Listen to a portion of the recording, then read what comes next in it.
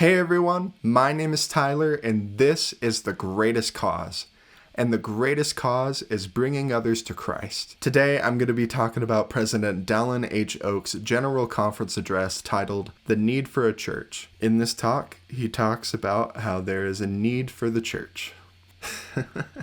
As always, I'm only going over a few short quotes from this address, but you could find the full address, you can read it or watch it, down in the description below. I have a link to it, and it's the first one. And if you're new to this channel, please consider subscribing. If you like this video, please like and share this video, comment your thoughts down below. I'd love to hear what you'd have to say.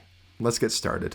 Today, my message concerns such good and religious-minded people who have stopped attending or participating in their churches. When I say churches, I include synagogues, mosques, and other religious organizations. We are concerned that attendance in all of these is down significantly nationwide. If we cease valuing our churches for any reason, we threaten our personal spiritual life, and significant numbers separating themselves from God reduce His blessings to our nations. It's not all that surprising that church attendance numbers have been going down significantly, and not just because of the pandemic. There's actually an article that President Oaks links to in his footnotes that has a really interesting graph. For a while, it doesn't seem to change all that much up until the year 2000, and numbers go down significantly from there. I think it's really important to not think about just ourselves, but to think about all religious-minded people, all faiths, all denominations. My perspective on this is that we are very close to the second coming,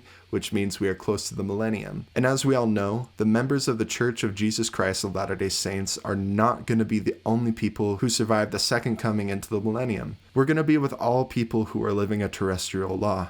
Some say that attending church meetings is not helping them. Some say, I didn't learn anything today, or no one was friendly to me, or I was offended. Personal disappointments should never keep us from the doctrine of Christ, who taught us to serve, not to be served.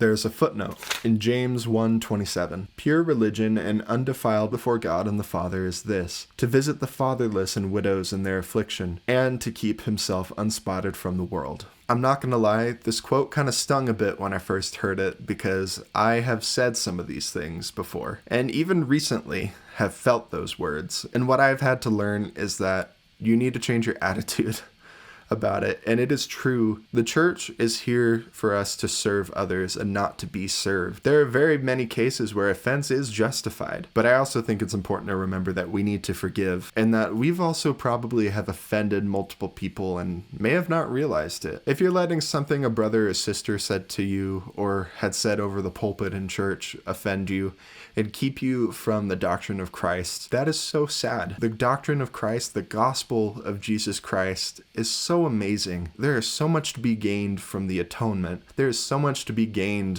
from ordinances partaken of worthily. If you're seeing a need, maybe that's the Holy Ghost prompting you to do something about it. Despite the good works that can be accomplished without a church, the fullness of doctrine and its saving and exalting ordinances are available only in the restored church. In addition, church attendance gives us the strength and enhancement of faith that comes from associating with other believers and worshiping together with those who are also striving to stay on the covenant path and be better disciples of Christ. Members who forego church attendance and rely only on individual spirituality separate themselves from these gospel essentials, the power and blessings of the priesthood, the fullness of restored doctrine, and the motivations and opportunities to apply that doctrine. They forfeit their opportunity to qualify to perpetuate their family for eternity. Individual spirituality can seldom provide the motivation and structure for unselfish service provided by the restored church. We're in a pandemic right now, and I don't think it's going to be going away anytime soon, especially with the rate of how many members are not taking certain precautions that have been asked of us by the prophet.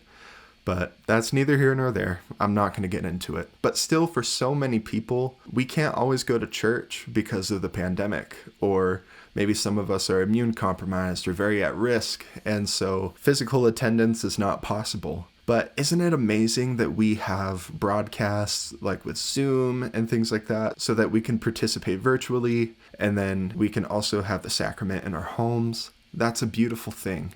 I don't think President Oaks is condemning that. I don't think he's speaking of those circumstances where we are not physically able to go. But I think this talk is more about abandoning the structure of the church. Even with the Zoom links, the broadcasts, sacrament in the home, that is all orchestrated by the bishopric. You cannot have a sacrament in your home unless it's authorized by the bishopric. My wife and I are not attending our ward physically right now because we can't.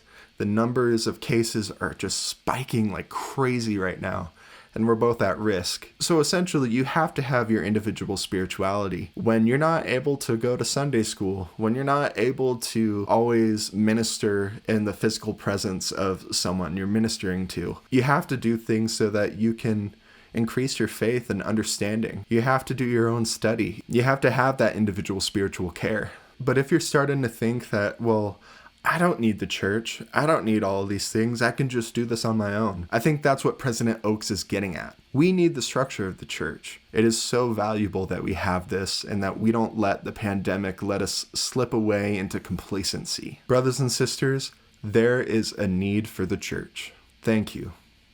This is the greatest cause.